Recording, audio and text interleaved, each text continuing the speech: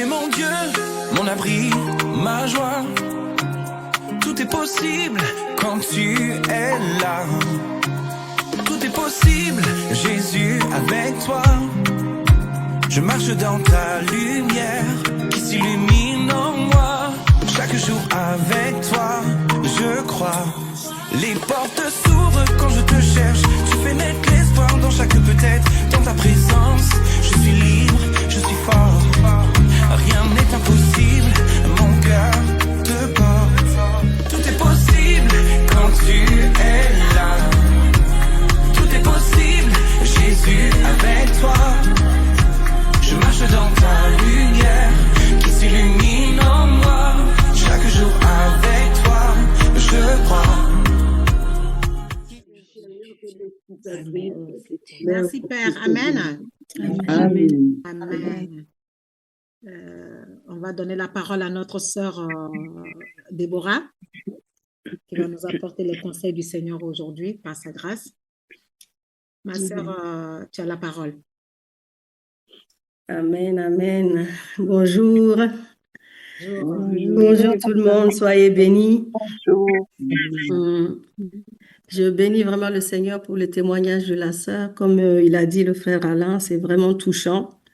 Pareil, ça m'a plongé à quelques années en arrière. C'est pas évident, c'est difficile, mais heureusement que nous avons le Seigneur. Il est le Père des orphelins, le mari des veuves, le Père le plus responsable. Il n'abandonne pas, ne délaisse pas. Et je bénis vraiment le Seigneur pour son témoignage. Elle a dit une phrase tout à l'heure là, comme quoi il faut donner la couronne à Dieu. Il est le roi des rois, le Seigneur des seigneurs. Et je vais aussi témoigner et lui rendre vraiment la gloire, lui rendre cette couronne par rapport à une situation que j'ai vécue il y a de ça quelques jours. Je commence à peine à m'en remettre, mes sœurs sont au courant. Un jour, je me suis levée et je me suis retrouvée avec une forte douleur en bas du dos. Quelque chose que je n'ai jamais eu dans ma vie. J'ai rien compris. Donc, la douleur, elle a commencé tout doucement. Donc, je me suis dit, bon, ça va passer, c'est une douleur. Voilà, j'ai dû faire un faux mouvement, peut-être par rapport à mon travail. Tout en réfléchissant, je vois pas ce que j'ai pu faire vraiment pour me donner cette douleur. Et la douleur est passée, on va dire, d'un point 1 à un point 2. Et à la nuit, en fait, j'ai atteint le summum. En gros, j'étais entre 7 et 8 de douleur, pour ne pas dire 9, 10, quoi, en fait. Donc, j'avais tellement mal. Je commençais même à avoir même envie de vomir, tellement que j'avais mal. Je prenais des Doliprane, ça passait pas. J'étais dans un temps de jeûne. Finalement, j'arrivais même plus à jeûner. Je faisais que manger, je faisais que pleurer, tellement j'avais mal. Et la nuit, je dormais. Moi, je suis quelqu'un, quand je dors, je bouge beaucoup. Je change de position, un coup c'est gauche, droite, enfin bref. Donc, je suis quelqu'un, je bouge beaucoup dans le lit. Mais ce soir-là, précisément, j'ai voulu changer de côté parce que j'ai des douleurs à l'épaule qui durent il y a des années. Donc, quand je reste longtemps sur mon côté droit, ben, effectivement, la douleur me rappelle un petit peu à l'ordre et je change de position. Donc, je fais que ça. Et cette nuit-là, j'ai voulu changer de position. Franchement, je n'ai pas pu. J'ai dû prendre mes deux mains pour balancer ma jambe pour essayer de me retourner. Je n'ai pas pu. J'ai vraiment commencé à hurler de douleur. Je pleurais. J'étais là, Jésus, Jésus. J'avais tellement mal au fait que j'étais coincée et je ne pouvais pas changer de position. Et l'ennemi, profitant aussi de cette situation, j'avais la pensée, tu vas finir en fauteuil roulant. Et je me suis dit, mais vu comment je suis déjà paralysée dans mon lit, que j'arrive même pas à me tourner, cette histoire que tu vas finir au fauteuil roulant, je me suis dit, ben, ça commence vraiment à devenir sérieux. Et là, je commençais à dire, Seigneur, je refuse. Oh, qu'est-ce qui m'arrive? Enfin bref, je me suis réveillée avec la douleur. Je suis partie quand même travailler. Je traînais des pieds toute la journée. J'avais tellement mal. Je suis revenue à la maison. Et je crois que le lendemain, je ne travaillais pas. Et j'étais couchée vers 16 heures là. dans mon canapé, toujours en pleurant, en n'étant pas bien. Et là, je recevais vraiment que le Seigneur me disait, au fait, c'est pas une douleur normale, c'est une flèche, c'est une attaque de l'ennemi. Et franchement, j'étais couchée, allongée dans le canapé, je me suis assise comme ça, j'ai dit, mais comment ça, une flèche? Et là, tout commence à être clair pour moi et je commence maintenant à comprendre. Et je me suis levée vraiment dans la prière et je me dis, je peux pas me laisser aller comme ça. J'étais dans un temps de jeûne et de prière. Je suis passée de celle qui priait vraiment, surtout quand c'est mon jour de repos, c'est vraiment la journée où je suis dans la présence du Seigneur, mais j'arrivais même plus à prier. J'arrivais pas à méditer. Le jeûne, n'en parlons même pas. Des fois, j'ai tellement tout grignoté dans la maison que je mets dans le frigo pour voir qu'est-ce qui reste encore à manger, tellement je déprimais à cause de la douleur. Et quand le Seigneur m'a révélé, et j'ai béni le Seigneur parce que le lendemain, il y a Maman Marietou qui m'avait appelé. Elle m'a dit, ah, ma sœur, en tout cas, je ne sais pas pourquoi, je recevais Balkissa et tout, qu'est-ce qui se passe et tout. Et je dis, maman. Et c'est là que je commençais à lui raconter toute l'histoire et que hier même à 16 heures précis, je me rappelle, quand j'avais reçu le message, quand le Seigneur m'a révélé que c'était une attaque, c'était une flèche, au fait, que j'ai reçue en plein dos, une flèche de l'ennemi. Et pas n'importe quelle flèche, vraiment une flèche venimeuse, quoi, mais empoisonnée, qui était en train de vouloir me détruire. Au fait, ça a commencé par le dos, mais c'était pas censé terminer par le dos, au fait. C'était censé vraiment, ce que je recevais dans la nuit, tu vas finir dans un fauteuil roulant. C'était ça, au fait, le complot de l'ennemi, la finalité. Mais le Seigneur n'a pas permis. Et j'ai béni le Seigneur, il a fait lever des guerrières pour moi. Non seulement Maman Marietou elle s'est levée, mais mes sœurs, Maman Evelyne et la servante et Geneviève, elles se sont levées parce qu'elles recevaient que non, il faut qu'elles fassent un retour à l'envoyeur, qu'elles enlèvent cette flèche-là et tout. Donc, malgré que j'étais au boulot, que j'arrivais pas à me réunir avec elles, elles se sont réunies, elles ont prié, elles-mêmes, elles ont dit non, si Dieu fait pas quelque chose là, il y a un problème. Et franchement, moi, je n'étais pas au courant, mais à la fin de la journée déjà, je commençais à aller mieux. Au fait, j'étais courbée, j'étais voûtée, j'arrive pas à me redresser. Parce que quand j'essayais de me redresser, la douleur montait tellement en flèche que j'avais des larmes qui coulaient. Du coup, je n'arrivais même pas à me redresser. Même les collègues me disent, mais qu'est-ce que tu as, Déborah? Finalement, elles ont tellement été compréhensives qu'elles m'ont donné que des tâches vraiment allégées et tout. Et j'étais pas, je prenais mon temps, je faisais ce que j'ai à faire. Et j'ai fini la journée comme ça. Mais vers la fin de la journée déjà, je commençais à me redresser. La douleur a commencé à fortement diminuer. Vraiment, je veux bénir le Seigneur parce que aujourd'hui, je me suis levée. Déjà, je disais à mes sœurs, hier déjà, pour la première fois, avant-hier déjà, j'ai bien dormi. Avec un peu de douleur, mais j'ai quand même bien dormi, alors que les nuits, je dormais même pas. Et la nuit d'hier, j'ai même pas senti de douleur. Je me suis tournée comme d'habitude. Et aujourd'hui, cette flèche et son venin, c'est parti de mon corps. J'arrive à me redresser, j'arrive à me retenir, à me tenir debout. Je n'ai plus de douleur et je rends grâce à Dieu, je rends gloire à Dieu et je donne vraiment cette couronne au Seigneur. Parce que s'il m'a pas révélé que c'était une flèche, je voulais commencer à courir chercher, à faire des IRM, à voir mon médecin et à accepter et en train de me dire, c'est sûr, j'ai fait un faux mouvement. Non, j'avais rien fait, au fait. C'était vraiment une attaque de l'ennemi.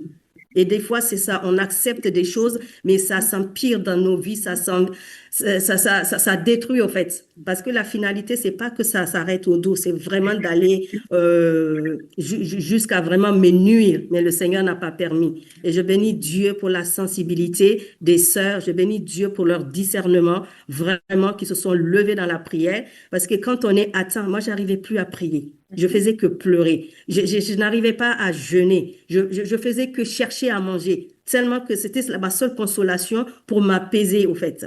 Et le Seigneur a touché d'autres sentinelles des guerrières, vraiment, d'où l'importance d'être encore unis, vraiment, dans le Seigneur. Quand on est faible, il y a toujours ceux qui sont forts pour nous soutenir et ainsi de suite. Donc, je rends toute la gloire au Seigneur pour cette guérison, parce que c'est au-delà d'une guérison, c'est un miracle. Et je bénis le Seigneur.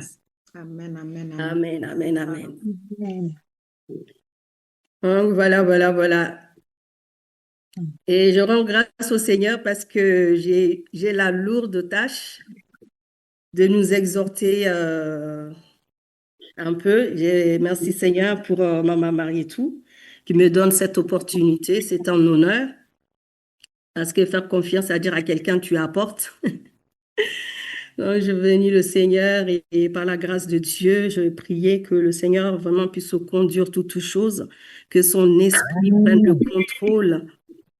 Et Dieu, le Seigneur Dieu Tout-Puissant, qui me donne la sagesse, qui me donne vraiment l'intelligence, l'audace, le courage, vraiment d'apporter ce qu'il a mis sur mon cœur. Et que vraiment que ça puisse nous bénir, nous tous, moi la première, tout un chacun ici présent, vraiment que ça puisse nous bénir. Merci Seigneur, gloire à Dieu.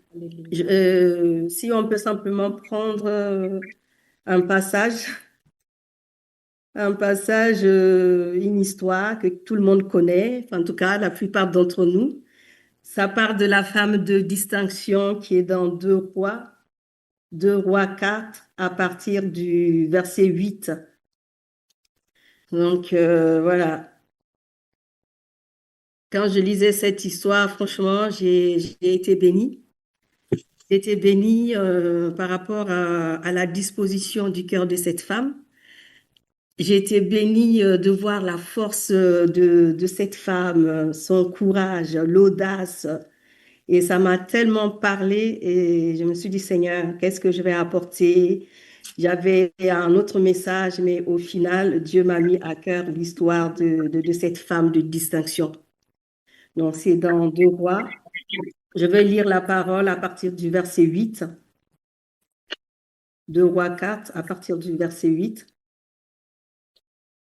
On dit qu'un jour, Élisée passait par Sunem. Il y avait là une femme de distinction qui le pressa d'accepter à manger. Et toutes les fois qu'il passait, il se rendait chez elle pour manger. Elle dit à son mari, « Voici, je sais que cet homme qui passe toujours chez nous est un saint homme de Dieu. Faisons une petite chambre haute avec des murs et mettons-y pour lui un lit, une table, un siège et un chandelier, afin qu'il s'y retire quand il viendra chez nous. » Élisée étant revenu à Sunem, se retira dans la chambre haute et y coucha. Il dit à Géasi, son serviteur, « Appelle cette femme, cette Sunamite. » Géasi l'appela et elle se présenta devant lui. Élisée dit à Géasi, « Dis-lui, voici, tu nous as montré tout cet empressement. Que peut-on faire pour toi? Faut-il parler pour toi au roi ou au chef de l'armée? » Elle répondit, « J'habite au milieu de mon peuple. » Et il dit, « Que faire pour elle? » Ça, c'est Élisée qui demande, « Que faire pour elle? » Géasi répondit, « Mais elle n'a point de fils et son mari est vieux. » Et il dit, « Appelle-la. » Géasi l'appela et elle se présenta à la porte. Élisée lui dit, « À cette même époque, l'année prochaine, tu embrasseras un fils. » Et elle dit, « Non, mon Seigneur, homme de Dieu, ne trompe pas ta servante. » Cette femme devint enceinte et elle enfanta un fils à la même époque, l'année suivante, comme Élisée lui avait dit. Donc, je vais m'arrêter au verset 17. C'est vrai que la suite est hyper intéressante aussi. Mais on va simplement prendre pas à pas par rapport à ce passage-là jusqu'au verset 17. Donc là, on dit qu'un jour, Élisée passait par Sunem. Et Sunem, c'est un village en Israël, en fait. C'est une ville en Israël, Sunem. Donc là où Élisée, le prophète Élisée, a l'habitude d'y aller. Donc un jour, parmi d'autres jours, je pense, il passait par Sunem. On dit que cette femme de distinction qui a vu Élisée, elle alla vers lui et elle le pressa d'accepter de venir chez elle et de manger à sa table. Et quand je regarde, au fait, on dit elle le pressa. Elle n'a pas fait simplement que l'inviter, elle n'a pas fait simplement que lui demander de venir. Elle l'a même supplié, elle a insisté. pour qu'il puisse venir manger à sa table. Et là, on dit que Élisée, bon, je pense qu'elle a tellement été insistante, Élisée n'a pas eu le mot pour dire, voilà, je ne viens pas. Élisée est venu manger à sa table, tellement qu'elle l'a pressé d'accepter au fait. Et la Bible dit, toutes les fois que Élisée passait à Sunem, il se rendait chez elle pour manger. Toutes les fois que Élisée passait à Sunem, il n'allait nulle part. Il allait chez cette femme et il allait manger à la table au fait de cette femme. Donc, on ne sait pas combien de temps ça a duré au fait. Des semaines, des mois, des années. En tout cas, toutes les fois, la Bible dit, précision, toutes les fois qu'il allait à Sunem, il mangeait à la table de cette femme. Ce qui me frappe dans un premier temps, c'est déjà au fait la disposition de cette femme, son amour, son hospitalité, sa détermination et la persévérance. Elle l'a pas fait qu'une fois, elle l'a pas fait que 2 fois, elle l'a fait toutes les fois que l'homme de Dieu passait, sans murmure, sans crainte, sans se décourager ou voilà, des fois, humainement, on peut dire, bah, c'est bon, quoi, à chaque fois tu viens manger ici, là, voilà, stop. Mais on ne voit pas à un seul moment où cette femme, elle a murmuré ou qu'elle en a eu marre, mais l'hospitalité est tellement dans son cœur que ça a été à chaque fois que Élisée passe, c'est chez elle qu'il allait manger. Et donc, jusqu'à là, on s'est dit, c'est bon, il n'y a pas de souci. Et là, au fait, à un moment, je pense elle s'est rendue compte qu'elle peut faire plus, qu'elle peut aller plus loin dans la relation, qu'elle peut chercher plus. Et à la suite du verset, voilà, toutes les fois, il se rendait chez elle. Et maintenant, après avoir fait tant de fois, invité tant de fois Élisée, cet homme de Dieu, manger, excusez-moi, manger à sa table, on dit qu'elle dit, un jour, elle se lève, elle dit à son mari, voici, je sais, voici, je sais.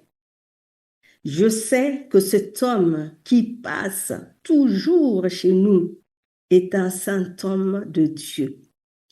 Voici, je sais que cet homme de Dieu qui passe toujours chez nous est un saint homme de Dieu. Et là, elle dit, faisons une petite chambre haute avec des murs et mettons-y pour lui un lit, une table, un siège et un chandelier, afin qu'il s'y retire quand il viendra chez nous. Donc là, on voit aussi le discernement de cette femme, sa sagesse. Elle a su voir en Élisée cet homme de Dieu. La dernière fois, il y a eu une conférence chez nous de guérison. Le serviteur de Dieu disait, dans une bouteille de vin, il y a du vin. Dans une bouteille d'eau, il y a de l'eau. Et dans un homme de Dieu, il y a Dieu. Amen. Donc, elle a su voir Dieu en Élisée. Donc, tout ce que cette femme était en train de faire, c'est pour le Seigneur, c'est pour le Dieu. Et moi, au début, quand je commençais à regarder, à méditer ce passage, au fait, cette femme de distinction, moi, je la compare à l'Église. Homme comme femme que nous sommes, je la compare à l'Église, le corps de Christ. On est l'épouse de Dieu. On est cette femme de distinction. Donc, je compare vraiment cette femme à l'Église aussi. Et donc, elle a su voir Dieu en Élisée. Elle a dit à son mari, je sais que cet homme, c'est un saint homme de Dieu. Donc, parce que c'est un saint homme de Dieu, donc tout ce que nous allons faire, c'est pour Dieu que nous allons le faire. Donc, elle a décidé avec son mari de bâtir une chambre haute pour l'homme de Dieu. Et ce qui m'a aussi étonnée, qui m'a frappée dans l'histoire, c'est que quand elle a dit à son mari que c'était un homme de Dieu, on va lui bâtir un lieu où il va se retirer quand il va venir chez nous, son mari n'est pas rentré dans l'opposition. Son mari ne l'a pas combattu, il n'a pas commencé à dire, ben non, il vient déjà manger chez nous, il faut lui faire une chambre. Non, non, non, et non. Et ça me rappelle la femme de Proverbe. On dit que son mari a confiance en elle. Son mari a confiance en elle. Il n'a pas débattu avec elle. Il sait que sa femme, c'est une femme de distinction, c'est une femme sage, c'est une femme honorable. Ce qu'elle dit, elle n'est pas guidée par les émotions. Elle est vraiment guidée par l'Esprit de Dieu. C'est pas pour rien qu'on la nomme femme de distinction. Elle a la chose du Seigneur. Et là, son mari aussitôt dit, aussitôt fait. Dès qu'elle a parlé qu'il faut faire ci, il faut faire cela. Et la suite, c'est qu'ils l'ont déjà fait. Aussitôt dit, aussitôt fait. Tu vois? Et cette femme de valeur, on dit, celui qui la trouve, elle a bien plus de valeur que toutes les perles de prix. Au fait, qui ont de la valeur, qui ont du prix, cette femme. Et cette femme de distinction représente vraiment cette femme. Et son mari s'est levé, son mari a fait exactement ce qu'elle a dit. Ils ont fait la chambre pour l'homme de Dieu. Et ce qui m'a amené aussi, elle peut dire, OK, je l'invite, il vient souvent à ma table pour manger. Elle pouvait se limiter à ça. Mais c'est comme nous dans la relation avec le Seigneur. On veut aller en profondeur. On veut aller dans l'intimité. Quelqu'un qui vient juste pour manger à ma table et partir, c'est pas pareil que quelqu'un qui va demeurer avec moi. C'est pas pareil que quelqu'un qui va venir dormir dans ma maison. La relation prend une autre dimension. La relation prend un autre niveau de l'intimité. Elle cherchait de la profondeur. Elle cherchait de l'intimité. Elle veut connaître davantage cet homme. Quand tu manges qu'à ma table, je veux te connaître, mais la connaissance va être limitée. Mais cette femme voulait vraiment cette connaissance, je ne sais pas comment l'appeler, cette profondeur. Elle s'est dit, je peux faire plus. Je veux plus, je désire plus. Donc, je vais aller plus loin. Manger à ma table ne suffit plus. Il faut qu'il demeure dans ma maison. Il faut qu'il demeure dans ma maison. Je ne veux plus qu'il parte juste manger et repartir. Je veux qu'il siège, je veux qu'il demeure. Et c'est pour cela qu'ils ont fait cette chambre pour cet homme de Dieu. Elle aurait pu se contenter de ça, mais non. On a un chant qu'on aime chanter souvent à l'église, intensifie. Ce feu ne me suffit plus. Cette soif ne me suffit plus. Cette présence ne me suffit plus. Je veux plus en profondeur avec toi. Du coup, elle va chercher au fait. Et elle a cette idée. Et son mari la suit dans cette sagesse, dans cette idée. Et ils font la chambre. Et là, la suite nous dit, donc, elle met un siège, voilà, c'est ça. Ils lui ont fait la chambre haute, ils ont fait les murs, et une fois que c'est fait, elle a mis le détail. Elle est dans le détail. On dit qu'elle a mis un lit, elle a mis une table, elle a mis un siège et un chandelier. Elle a cherché le confort de l'homme de Dieu. Et ça me rappelle chercher le royaume de Dieu, chercher l'intérêt du royaume de Dieu. Elle a vraiment cherché comment donner de la stabilité, du confort, au fait, la paix à ses serviteurs de Dieu. Elle n'a pas cherché ses intérêts. Nous tous, on connaît l'histoire de cette dame. On savait qu'elle a un besoin. On savait qu'elle vit des épreuves. On savait qu'elle était dans un combat.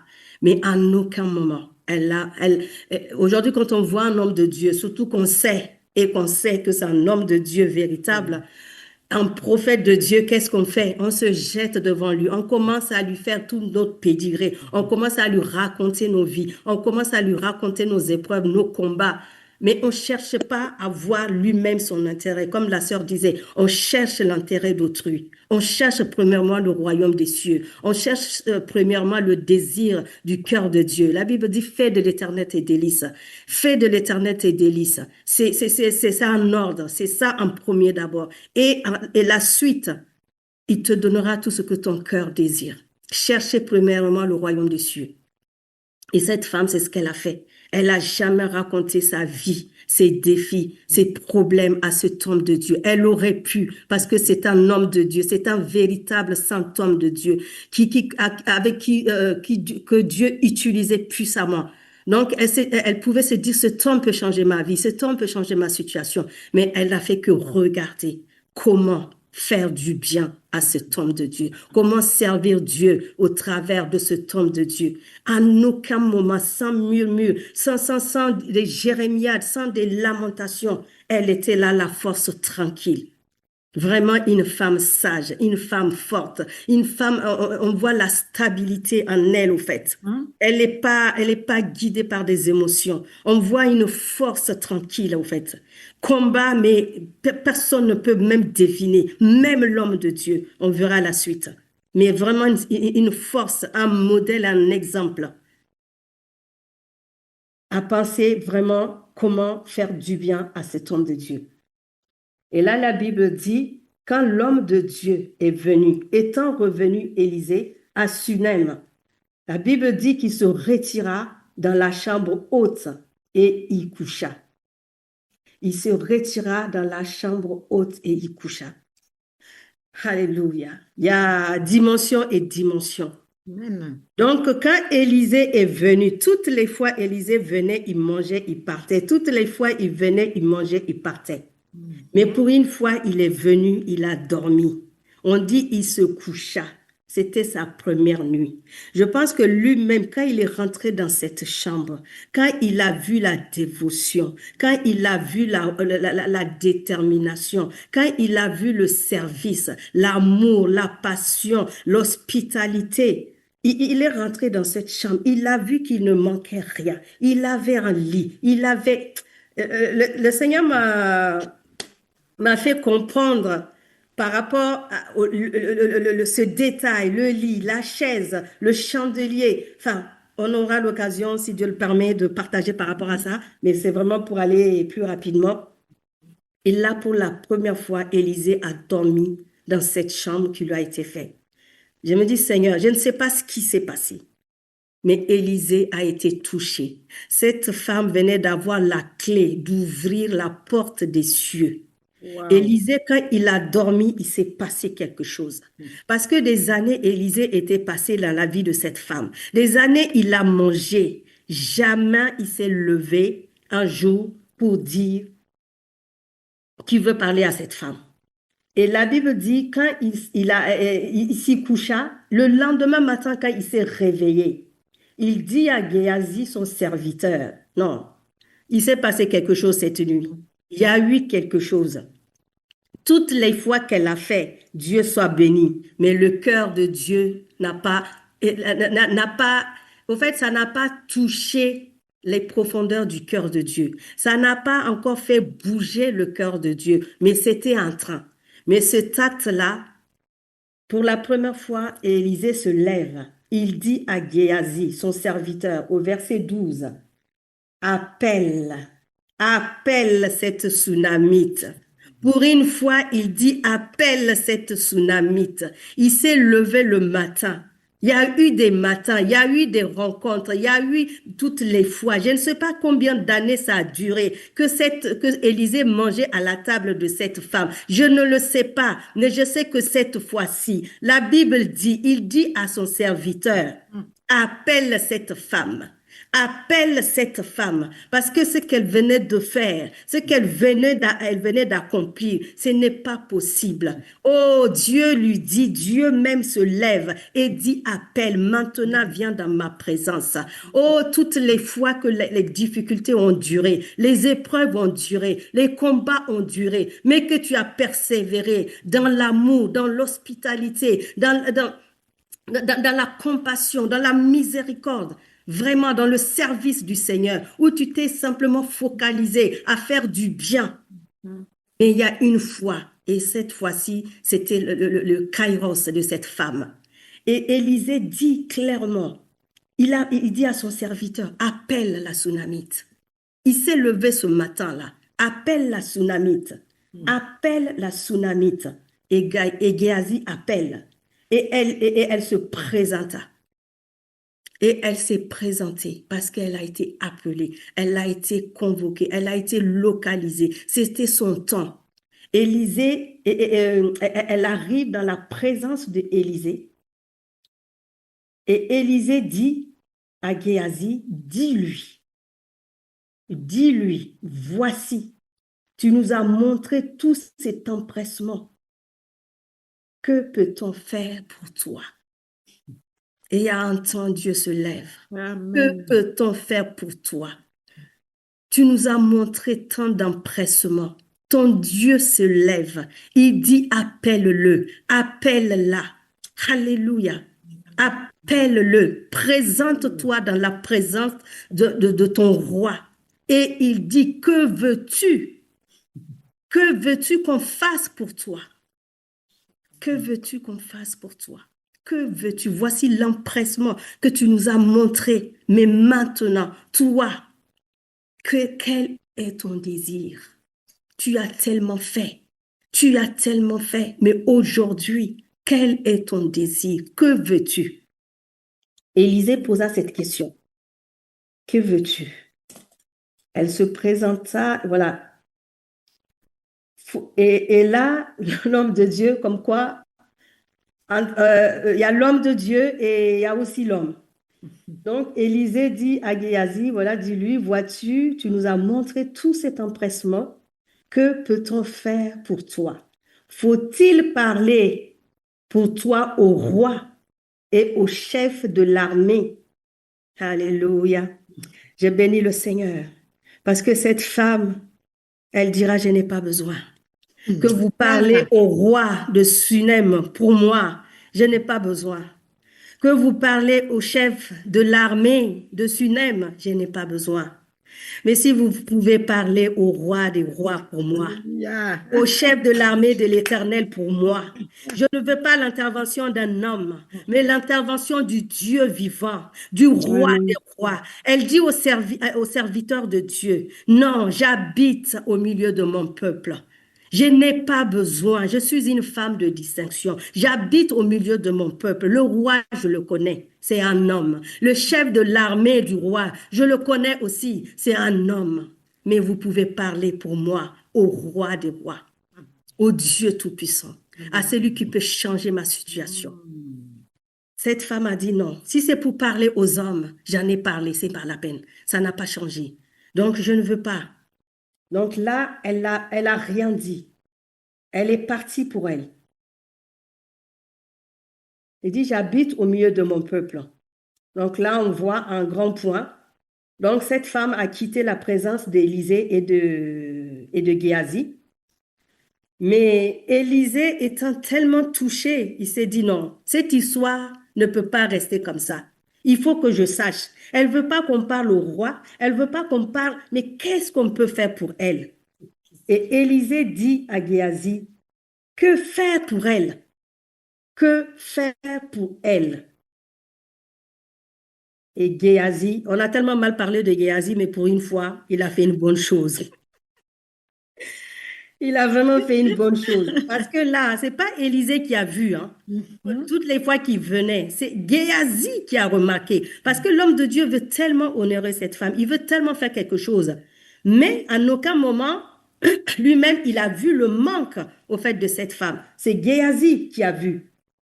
Et Géasi répondit à Élisée, mais elle n'a point de fils et son mari est vieux. D'où tout le problème. Elle n'a point de fils et son mari est vieux. Dans la situation de cette femme, c'est une histoire d'héritier, c'est une histoire d'héritage. Géasi a vu que cette femme, toutes les fois qu'on venait, on n'a vu aucun enfant. Et c'est sûr qu'elle n'a pas d'enfant. Et il a aussi vu que son mari est vieux. Et là, l'homme de Dieu dira, verset 4, voilà. Et il dit, appelle-la. Et là, il l'appela de nouveau. Géasi l'appela de nouveau. Elle se présenta à la porte et Élisée lui dit, voilà, Élisée lui dit, à cette même époque, l'année prochaine, tu enfanteras un fils. Alléluia. Alléluia. Et vraiment, c'est ce passage-là. Comme je disais tout à l'heure, fais de l'éternel tes délices, il te donnera ce que ton cœur désire.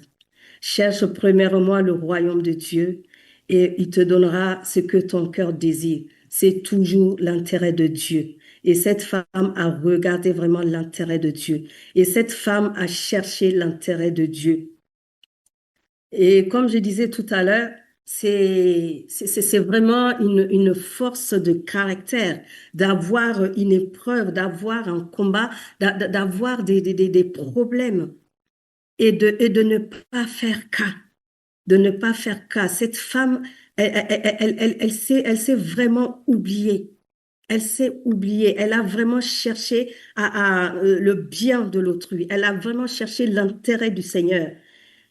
Et à la fin, le Seigneur ne peut que dire, voilà, ce que ton cœur désire. Aujourd'hui, nous tous, nous pouvons, comme je disais dès le départ, cette femme représente aussi l'Église, en fait, l'Église que nous sommes, l'épouse de Christ que nous sommes. Des fois, on peut être agité par-ci, par-là, chercher à ce que les hommes de Dieu parlent pour nous, chercher à ce qu'ils nous donnent des prophéties, chercher vraiment que notre intérêt, mais sans voir ce que le Seigneur même cherche à faire en nous. C'est-à-dire, cette femme, on voit la profondeur qu'elle a cherchée, l'intimité qu'elle a désirée. Elle n'était même pas là à chercher. Et c'est pour ça même le serviteur de Dieu lui-même, tellement que cette femme n'a jamais fait allusion de son problème, de ses épreuves, lui-même ne savait pas que cette femme n'avait pas d'héritier. Cette femme n'avait pas d'enfant. Il connaissait rien de cette femme. Il a fallu que Élisée dise au serviteur de Dieu, elle n'a pas d'enfant. Ça veut dire qu'elle n'a jamais parlé. Elle n'a même jamais fait allusion. Elle n'a même jamais cherché au fait à dire, oui, tu viens manger à ma table. Tu m'as jamais demandé si j'ai des besoins. Non, elle a continué. L'amour, la compassion, cette femme de distinction, vraiment. Et je prie vraiment le Seigneur. J'ai dit, moi, ça m'a vraiment impacté, ça m'a beaucoup parlé. Ça m'a beaucoup parlé, sa soif, sa recherche, sa détermination à vouloir vraiment faire du bien, faire que du bien sans rien attendre. Cet amour, en fait, cette compassion à laquelle le Seigneur même nous appelle. Et il y a une chose que je compris aussi vers la fin de ce passage, parce que je voyais l'histoire, je voyais l'image d'Élisée, je voyais cette femme, de vraiment tout ce qu'elle a fait dans la vie de cet homme. Et j'ai dit, mais Seigneur, c'est fort. Et ce que j'ai compris aussi, Élisée, à aucun moment, on voit que Élisée a demandé quoi que ce soit au fait à cette femme. À aucun moment, on a vu Élisée faire allusion de vouloir venir manger à la table de cette femme encore et encore. C'était elle, c'était intentionnel, c'était son cœur, c'était sa soif, c'était son désir. Et comme tout à l'heure, on parlait des dérives qui se passent aujourd'hui avec les hommes et les femmes de Dieu. Et quand je vois l'image de Élisée, moi, ça m'enseigne. C'est des hommes comme ça que Dieu cherche. Cet homme n'a jamais rien demandé à cette femme. Cette femme, elle a eu l'idée, elle a eu le discernement elle-même de bâtir une chambre haute, de faire tout le nécessaire dont cet homme a besoin, mais lui-même n'a jamais demandé. Lui-même n'a jamais exigé. Et il lui a laissé le temps qu'elle soit elle-même intentionnelle. Parce que Dieu voulait la bénir, Dieu voulait rencontrer cette femme, Dieu voulait mettre fin à la souffrance de cette femme. Des fois, je dis, Seigneur, je ne sais pas, on n'a même plus le temps d'être intentionnel, au fait. Il y a tellement de demandes par-ci, par-là, on n'a pas le temps d'être intentionnel. Mais cet homme lui a laissé le temps d'être intentionnel, que les choses viennent d'elles-mêmes. Parce que Dieu, quand il veut bénir, on dit que Élisée passait. Ben, peut-être c'était pas la première fois qu'Élisée passait à Sunem, mais pourquoi cette fois-ci, elle a là pour l'empresser? Parce que c'était le temps de Dieu pour elle. C'était un kairos qu'elle-même, elle a saisi. Elle l'a saisi. Je ne sais pas combien de temps Élisée a été passé avant ce jour-là.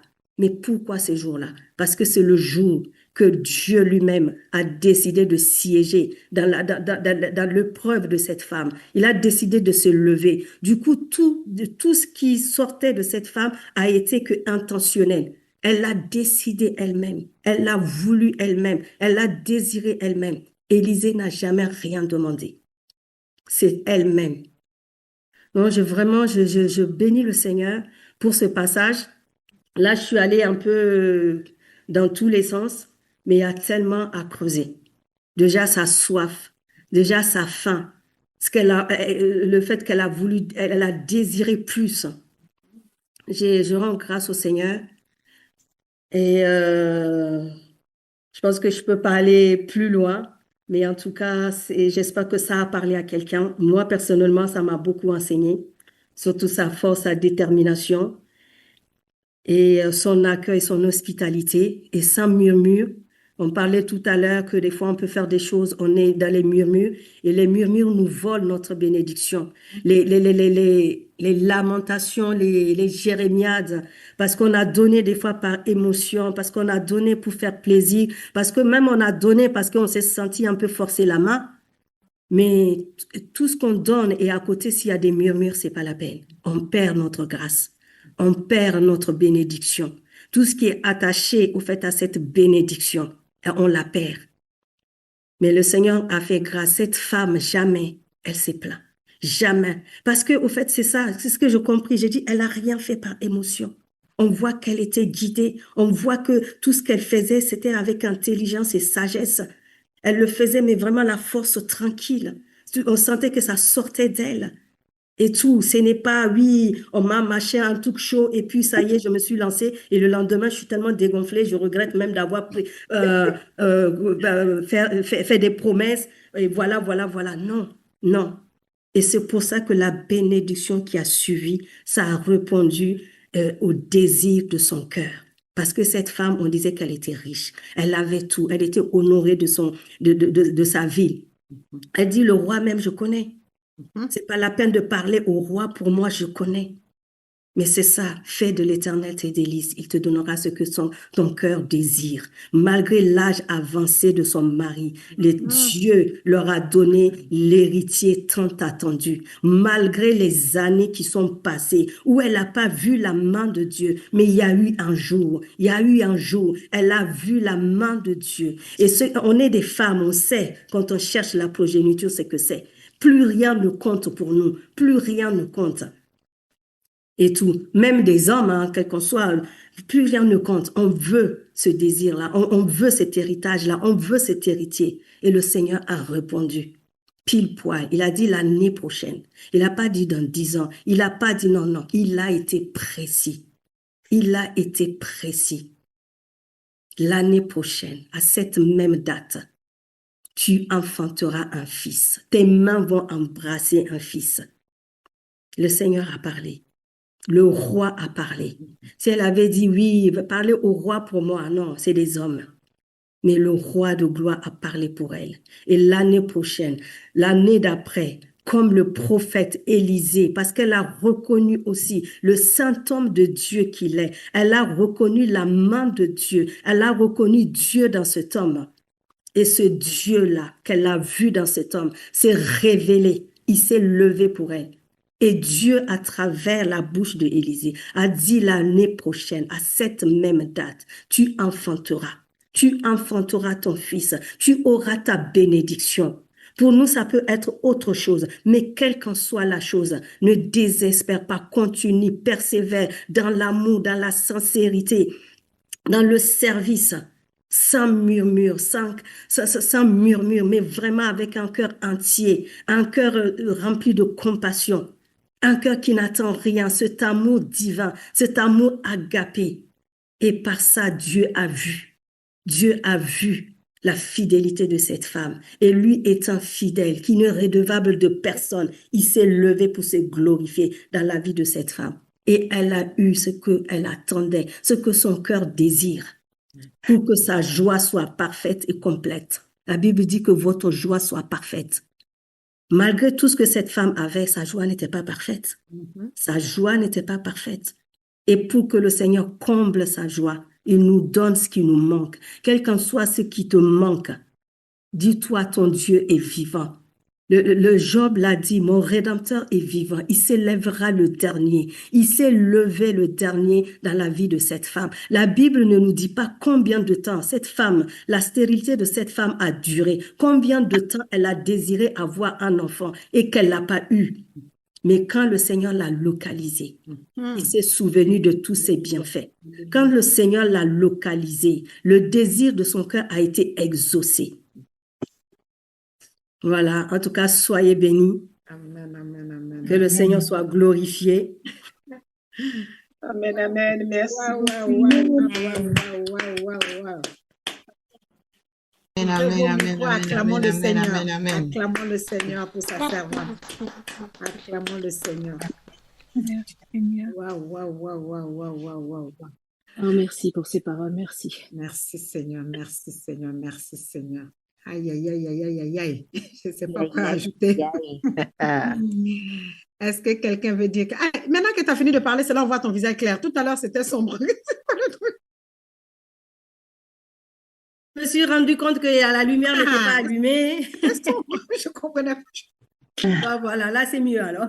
Bon, en fait, tu voulais que toute la lumière soit que sur la parole de Dieu, pas sur toi. Hein? Amen. Merci Seigneur. Amen, Wow. amen. Wow. Est-ce que quelqu'un a quelque chose à dire? Je ne sais pas. Wow. Est-ce que quelqu'un a un commentaire? Quelqu'un veut dire quelque Ah chose? non, moi je savoure simplement quelle profondeur. Eh Seigneur, Ouh. si le temps n'a pas manqué, on aurait eu plus. Mais Ah, on mais va on est là, digérer hein? ça. Je pense qu'on a le temps. On va Hein? digérer ça, on dit rebis. À la prochaine. Amen. Amen. Ah, quelqu'un d'autre veut dire quelque chose? Hein? Wow. C'était juste, wow, profond. Gloire au Seigneur. Mhm. Gloire au Seigneur.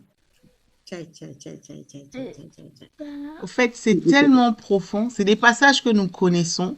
Mais là, quand elle le dit, et comme dit ma grande sœur Evelyne, on pourrait, il y a de quoi creuser. On ne sait pas comment le Seigneur va nous conduire, mais je pense que il y a des fois où, bon, maman mariée tout, je sais pas, hein, on verra comment Dieu va faire. Mais des fois, des passages comme ça, là, ça serait bien qu'on se donne un temps pour aller de plus en plus en profondeur, creuser, revenir, recreuser, et passer le temps qu'il faut pour que les perles comme ça sautent à nos yeux. Et parce qu'on sait qu'on manque de temps, mais waouh! Là, on voit juste la femme qui s'est levée, qui avait ouvert sa maison et tout. Mais là, au travers de ça, on a vu les caractéristiques que même l'homme de Dieu et des principes spirituels. Hein. L'homme de Dieu n'a pas réclamé, il n'était pas là en disant je suis, parce qu'il l'est et il le mérite. Mais il n'a pas demandé. Et s'il l'avait demandé, effectivement, même la réalité spirituelle pour que cette femme ait sa bénédiction, ça aurait été atteint. C'est pas pareil. La femme, elle a vu, elle a fait de elle-même l'intégrité de son cœur, sa soif. Et quand elle a eu l'opportunité même de demander, elle n'a pas demandé. Aïe. Ah non, moi, franchement, là, c'est cette profondeur-là. Et elle aurait pu juste ouvrir sa maison, mais dans les détails. Ouais. Le détail. Et je pense que quand l'homme de Dieu même venait, son âme il a trouvé un havre de paix, un lieu de repos. Et j'avais même pas vu que c'est quand il a dormi. Ah non, mais je veux pas rentrer dans le... C'est bon. Mais, waouh, merci Seigneur. Ça, là, c'est vraiment, c'était magnifique. Tu peux, ma sœur. Les bien-aimés, moi, je pense à une veillée. Il y a longtemps que je pense à ça et j'hésite. Un vendredi soir, tu vois, on peut commencer à 22h et puis on s'en va seulement. On laisse comment le Seigneur fait. Tu vois, là, on a le temps de prier, de témoigner, de prendre une parole, décortiquer. Oui. Tu vois, parce qu'on veut monter dans les dimensions supérieures. Elle a parlé de monter là. On veut monter dans la chambre haute. Amen. Quand l'homme de Dieu est monté dans la chambre haute, vous voyez ce qui s'est passé. Au départ, il était juste en bas, il arrivait, il mangeait juste à la table. Quand il est monté dans la chambre haute, vous voyez ce qui est sorti. Il faut que nous aussi, au niveau de la chambre, on monte en dimension. Amen. Moi, je pense à une veillée, que le Seigneur nous fasse grâce. Si quelqu'un a une date, ma soeur Chantal, vas-y. C'est bon, Vous Chantal? m'entendez là? Oui, on Vous t'entend. m'entendez? Oui. Ça me fait penser à quelque chose que j'ai vécu. Mhm. Il y a longtemps de ça, j'étais célibataire encore. Mhm. Et justement, et puis un coup, il y a un couple de pasteurs qui habitait à Besançon, puis ils venaient à Troyes et ils cherchaient un logement Mhm. pour venir dormir plusieurs jours. Mhm. Et moi, j'ai laissé mon logement à ce serviteur avec son épouse. Et quand ils sont partis, ils m'ont laissé un petit tableau dessus. C'était une jeune femme avec un jeune homme en marié.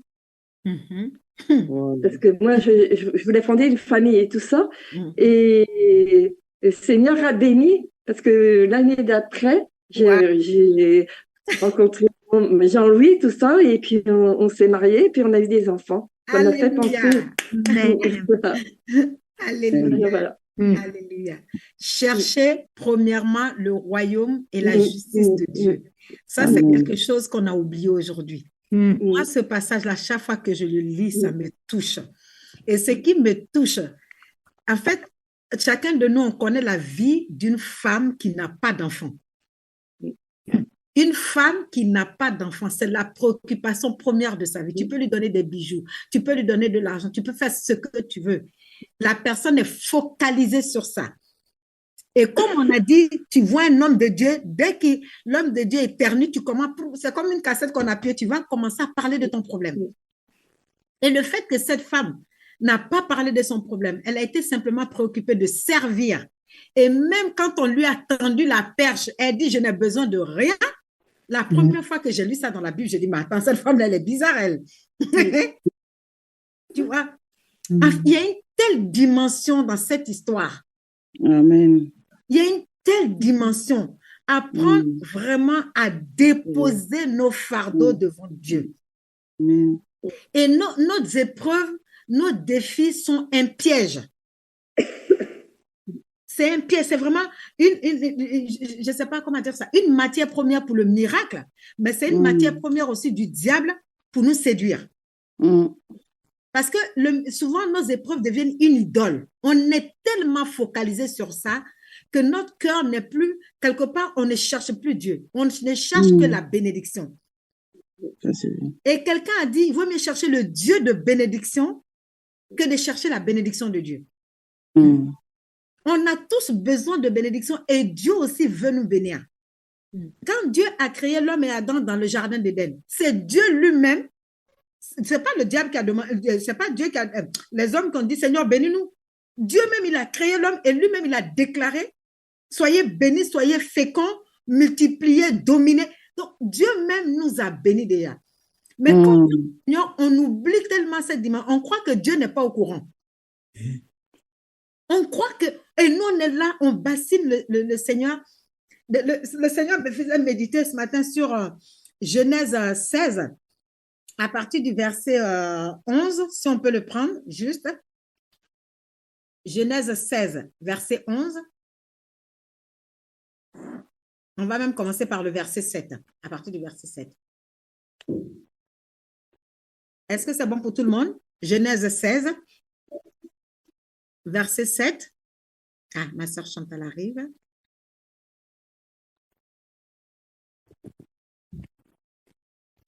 Alors, je vais le lire. Genèse 16, à partir du verset 7.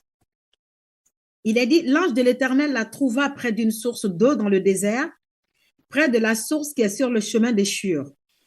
Il dit, Agar, servante de Saraï, d'où viens-tu et où vas-tu? Elle répondit, je suis loin de Saraï, ma maîtresse. L'ange de l'Éternel lui dit, retourne vers ta maîtresse et humilie-toi sous sa main. L'ange de l'Éternel lui dit, je multiplierai ta postérité et elle sera si nombreuse qu'on ne pourra la compter. L'ange de l'Éternel lui dit, voici tu es enceinte et tu enfanteras un fils à qui tu donneras le nom d'Ismaël, car l'Éternel t'a entendu dans ton affliction. Amen. C'est sur ça que je voudrais m'arrêter surtout, car l'Éternel t'a entendu dans ton affliction. Dieu est Dieu, il est celui qui nous a créés. Dieu sait toutes choses. Dieu connaît l'affliction de chacun d'entre nous.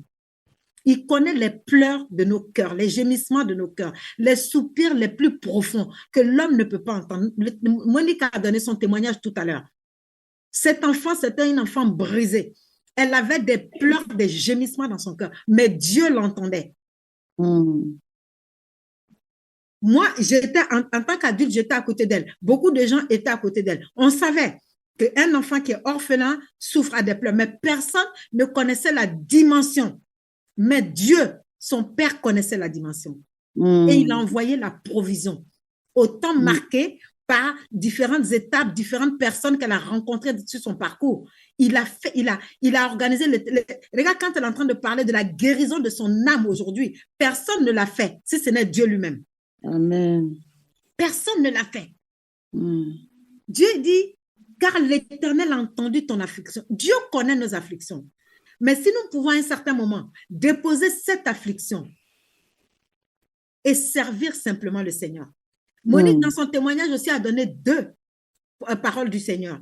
Tu aimeras l'Éternel, ton Dieu, de tout ton cœur, de toute ton âme, de toute ta force, de toute ta pensée.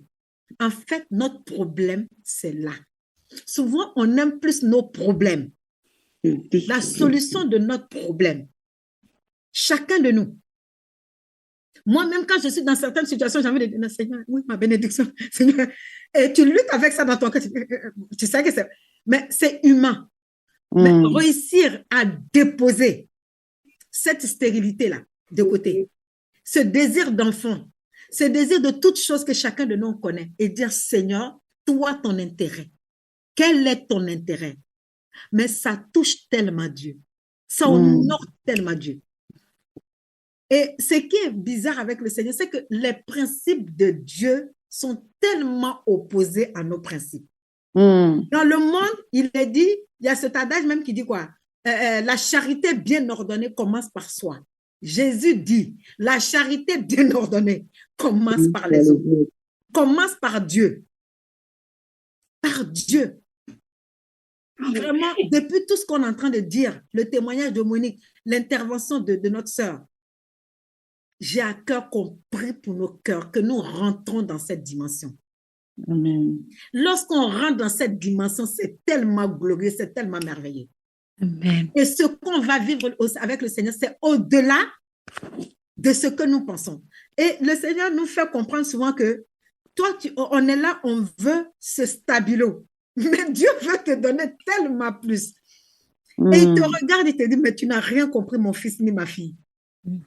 Cette chose qui paraît si importante pour toi, mais j'ai tellement plus grand. J'ai tellement plus grand. Je voudrais que nous prions le Seigneur ce mois de décembre. Seigneur, ton royaume, donne à notre cœur d'aimer ton royaume et ton avènement.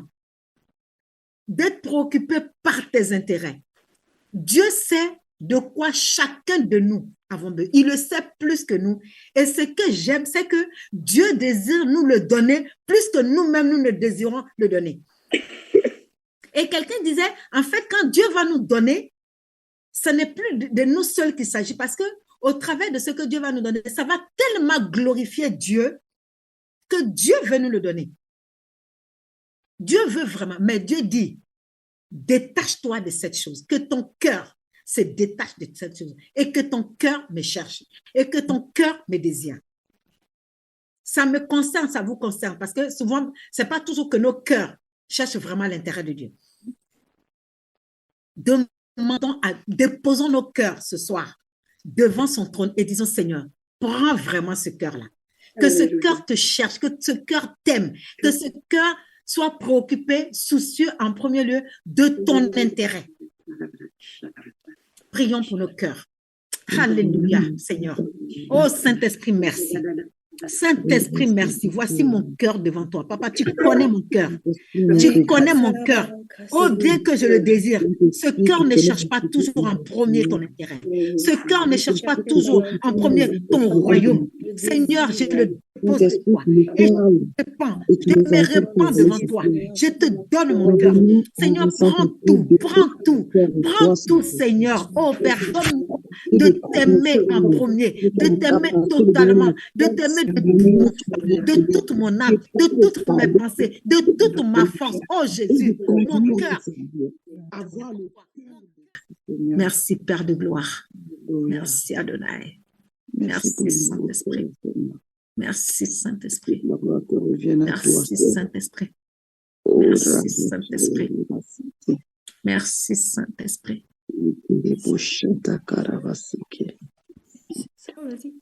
Seigneur. Il y a quelqu'un qui doit retourner s'humilier devant une autorité. Je ne sais pas si c'est une autorité familiale, si c'est une autorité au travail, si c'est une autorité spirituelle, devant un aîné, devant une personne qui a autorité. Tu t'es rebellé, quelqu'un doit retourner s'humilier devant une autorité, peut-être même devant un époux. Quelqu'un doit retourner s'humilier. Le Seigneur sait ce que tu souffres.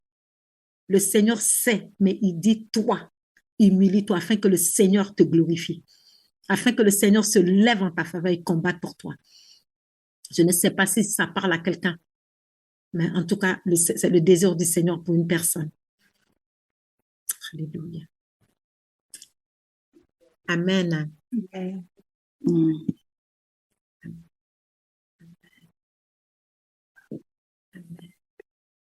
Amen. Merci Seigneur. Merci Seigneur. Est-ce que ma sœur Evelyne peut élever la voix pour bénir le Seigneur vraiment pour ce temps et nous recommander au Seigneur le reste du temps. Béni sois-tu, Papa. Béni sois-tu, Yahweh. Père éternel, notre Dieu, notre Papa d'amour, nous voulons te dire merci.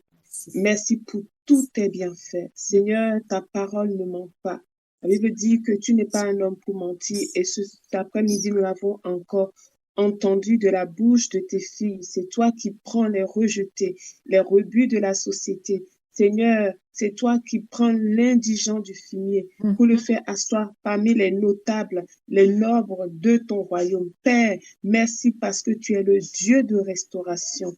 Tu es le Dieu de tout recommencement. Tu es le Dieu de toute grâce, Seigneur. Tant que nous pouvons te faire confiance, Seigneur, toi, tu ne délaisses jamais, tu n'abandonnes jamais. Père, je te dis merci encore pour ma sœur Monique. Oh Père, je vois ta bonté, ta fidélité. Tu es vraiment le Père responsable, Seigneur. Papa, pour ce que tu as fait pour ta fille, je te dis merci encore. Oui, comme elle a dit, toutes les couronnes que les hommes peuvent poser sur sa tête, tout te revient, Seigneur, mon Dieu, mon roi. Parce que certainement, Seigneur, si elle était restée, Papa, Seigneur, oh mon Dieu, mon roi, dans l'oubliette, si elle était restée, Papa, oh mon Dieu, mon roi, dans l'inconfort, si elle était restée, Papa, dans les défis, dans les difficultés, Seigneur, personne n'aurait, Seigneur, eu égard à elle, ni Seigneur, prends soin d'elle, ni moins encore, jeter des couronnes, Seigneur, Papa. Oh mon Dieu, mon roi, sur sa tête. Mais c'est toi, Papa, qui élève, Seigneur. C'est toi qui restaure, c'est toi qui relève. C'est pourquoi nous disons, Seigneur, à toi seul revient la gloire, l'honneur, la magnificence. Seigneur, merci parce que tu as dit à ta fille Déborah, toute âme forgée contre vous sera sans effet. Et l'homme qui se lèvera contre vous est déjà condamné. Papa, merci parce que ton Saint-Esprit, Papa, oh mon Dieu, mon roi, a pu, Seigneur, lui donner le discernement, Père très saint, pour voir que ceci, Seigneur, oui, ce combat, certainement, Seigneur, n'est pas naturel. Seigneur, tu l'as amené, Père très saint, son esprit dans le surnaturel afin de saisir, Seigneur, et de réécrire, Seigneur, mon Dieu, mon roi. Kaboria Sentere. Seigneur, elle a fait, Seigneur. Elle a dit jamais. Mon Rédempteur est vivant. Il se lèvera dans ma vie. Il me fera grâce. Et Seigneur, une fois encore, tu t'es manifesté, Seigneur. Tu as démontré le El Shaddai que tu es. Tu as démontré le El Rafa que tu es. Tu as démontré, Papa, le El Shammah que tu es. Seigneur, oui, c'est vrai, celui qui demeure à l'abri de tes ailes, Seigneur, repose vraiment, est sous la protection du Tout-Puissant. Merci, Seigneur, parce que tu as dit, ils nous feront la guerre, mais ils ne nous vaincront pas. Alléluia. Seigneur, merci parce qu'une fois encore, tu as donné la victoire, Seigneur, à tes enfants. Et je te remercie, Seigneur. Merci, Papa, parce que ces paroles, Papa, ces témoignages, mon Dieu, mon roi, Papa, Seigneur, sont pour, Seigneur, mon Dieu, mon roi, nous revigorer, Papa, nous réconforter et nous donner, Seigneur, la dièse, Papa, dans le véritable en toi. Nous te disons merci, Seigneur, mon Dieu, mon roi. Oui, tu m'entends? Parce que nous savons que si tu l'as fait pour une personne, tu le feras encore, Papa, pour nous autres. Si tu l'as fait, Seigneur, mon Dieu, mon roi, papa, pour nos sœurs, tu peux le faire, papa, à tous ceux qui traversent, papa, des situations difficiles. Oh, Seigneur, nous te disons merci. Seigneur, comment ne pas te bénir pour ta parole, parce que tu as dit, dans leur détresse, ils criaient à l'Éternel. Il envoie sa parole et sa parole les libère et sa parole les guérit et sa parole les délivre et sa parole justice. Ton royaume, papa, les intérêts, papa, de ton royaume. Alléluia. Afin que tous nos désirs, papa, soient comblés par-dessus. C'est vrai, Seigneur, mon Dieu, mon roi. Seigneur, nous voulons nous focaliser sur ce que toi, tu nous demandes, Seigneur. Oui, la femme mariée cherche à faire plaisir à son mari. Alléluia. Mais Seigneur, mon Dieu, mon roi, nous, en tant qu'Église, Père très saint, nous voulons chercher premièrement, papa, ton royaume. Nous voulons chercher premièrement ton royaume parce que, Seigneur, c'est ta parole qui nous donne, Père, d'être réellement, papa, des femmes vertueuses, papa, qui nous donne vraiment, papa, d'être, Seigneur, mon Dieu, mon roi, des femmes focalisées, Seigneur, des femmes spirituelles, Seigneur. Nous te disons merci pour ce temps que tu as permis encore. Ta parole qui est venue, qu'elle ne retourne pas à toi sans effet. Seigneur, papa, quels que soient les défis que nous allons rencontrer demain, nous pouvons compter, Seigneur, sur toi en disant, si nous cherchons premièrement ton royaume et ta justice dans ce que nous traversons, nous pouvons être assurés, Père très saint, que toutes les réponses, papa, nous seront données par-dessus. Alléluia. Merci, Saint-Esprit, dans les profondeurs. Nous voulons encore méditer ce passage. Toi qui es l'enseignant par excellence, viens encore nous enseigner, nous instruire les choses que nous ignorons, les choses qui sont cachées dans cette parole. Nous voulons que tu puisses, Seigneur, encore nous les communiquer. Père, accorde à chacun de nous, Seigneur, une bonne soirée, Seigneur, Père très saint. Et donne-nous, oh mon Dieu, mon roi papa, une bonne nuit de repos. Et que pour, Seigneur, le culte de demain, Seigneur, partout où nous serons, Père très saint, nous ne voulons pas oublier, Seigneur, que toi, tu es bon en tout temps et que tu veux des bonnes choses pour chacun d'entre nous. Que nos assemblées, papa, soient bénies de nous avoir, Seigneur, parce que tu as allumé un feu dans nos cœurs que nul ne peut éteindre, Seigneur, papa. Et nous voulons, oh papa, que ton règne s'établisse dans nos assemblées, Seigneur, dans nos familles, dans nos couples. Seigneur, nous mettons dehors tout ce qui n'est pas de toi. Et nous disons, Seigneur, papa, main dans la main, hommes, femmes et enfants, nous voulons te servir avec un cœur joyeux, Seigneur, papa. Éloigne de nous toute distraction, Seigneur, tout ce qui ne te glorifie pas, Seigneur.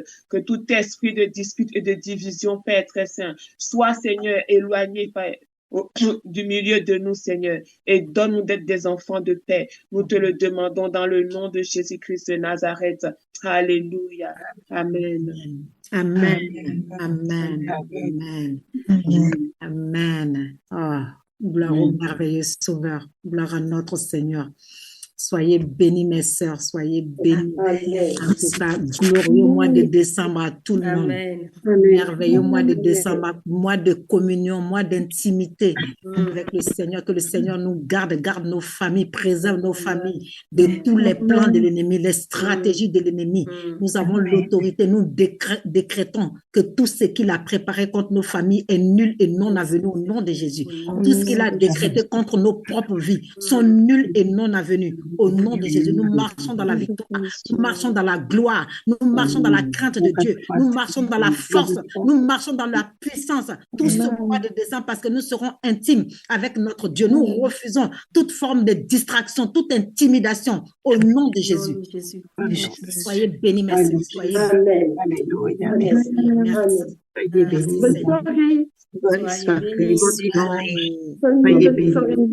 Merci. Bisous, bisous. Bisous abondamment.